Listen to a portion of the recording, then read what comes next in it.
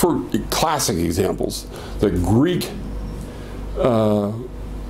culture, the Greek Empire, the Roman Empire, they were skyrocketing, and they were going great guns.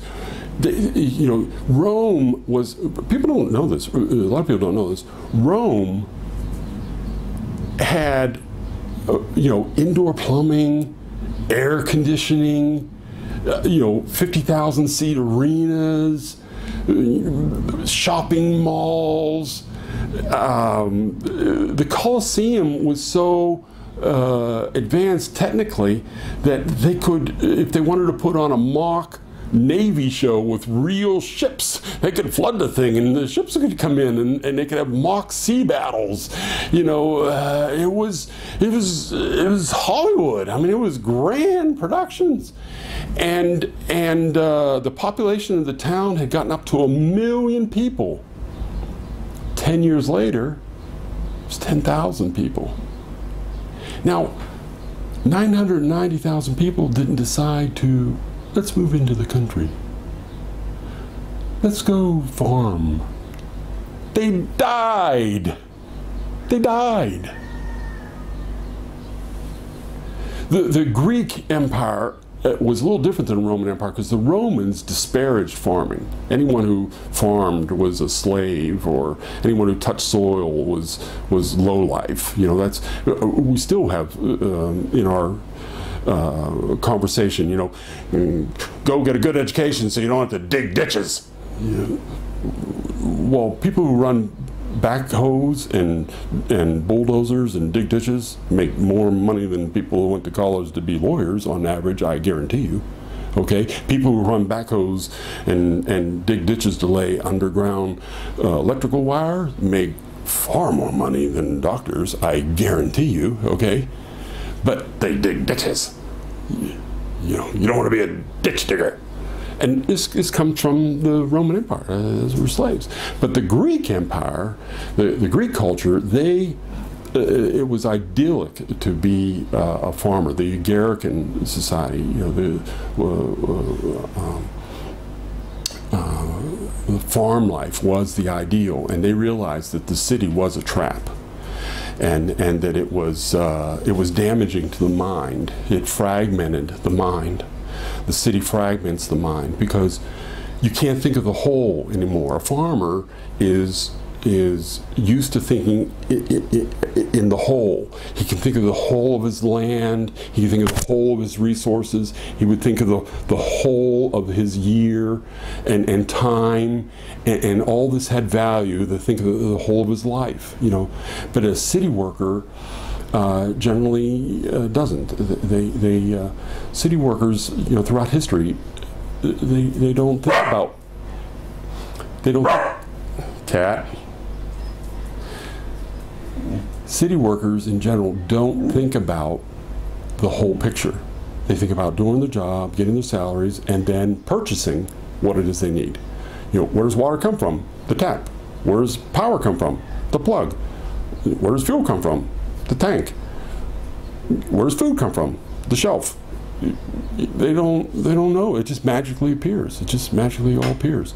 But the Greek culture, though, they were big on the farmer ideal and the citizen farmer, and that was a highlight. But even their culture went from, in 100 years, went from independence and sustainability to dependence and importing the foodstuffs and things they need, and they collapsed.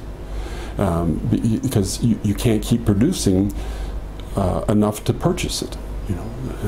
The other people start learning how to make things themselves too, and suddenly they don't need you. And the Greek Empire has never reached those heights again. No empire ever reaches its old heights again. And all empires fail at the very root of it. I mean, it's not a popular theory and it's not a popular discussion, but when you look at it, all empires fail because of the calories become expensive.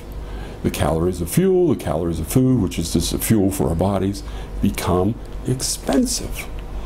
And when they stop being abundant and cheap and become short and expensive, you know, dear and expensive, it comes apart. It all comes apart.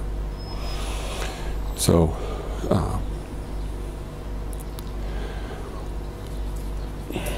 well, all empires, all cities, which is a small empire, they all must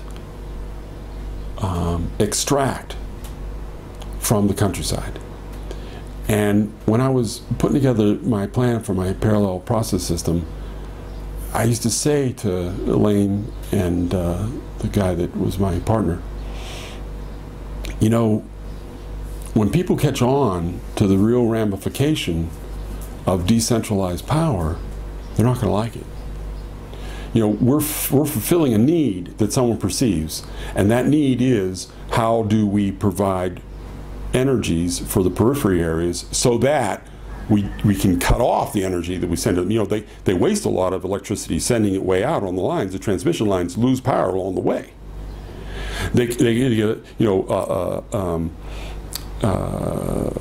the power that I use in my house would probably run 2 houses in Tel Aviv. I don't know, maybe 1 1/4 or something. I don't know. I'm guessing. I'm pulling a number. I don't know for sure, but it would produce more there because of the line loss getting it down here. So if we can cut off those periphery areas, especially the farther reaches ones, that would be great. We'd have more power up there. But you see, what happens now is the cities take all of the raw materials from the periphery areas everywhere in the world, takes it into the city, processes it, gives it back to the periphery areas as a manufactured good, and it's more valuable now that we've manufactured it and we've processed it, see? So there's a constant drain, and you can keep the people in debt, and you can keep them, you know, in service to you. And if the people in the periphery areas and the frontier regions of the world, if they were actually able to start producing their own power, well, they wouldn't need the towns. They wouldn't be subservient to them. They wouldn't have to trade their raw materials, their foods and their minerals and their wood and fibers and different things. They wouldn't have to trade those things for the processed goods because they can make them themselves.